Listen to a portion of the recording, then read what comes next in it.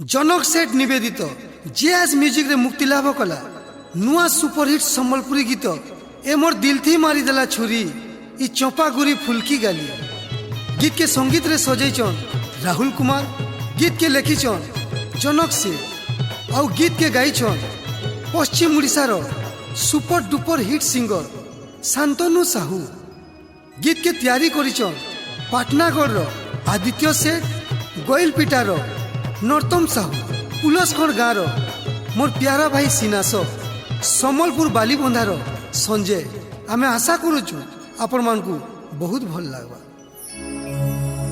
ए मोर सुंदरी सजानी, सुंदरी सजानी, ए हे सुंदरी सजानी, सुंदरी सजानी, हाय मोर सुंदरी सजानी, सुंदरी सजानी। ए सनम मेरे मरने के बाद, ए सनम मेरे मरने के बाद तेरे सर पे मेरे मौत का इल्जाम होगा।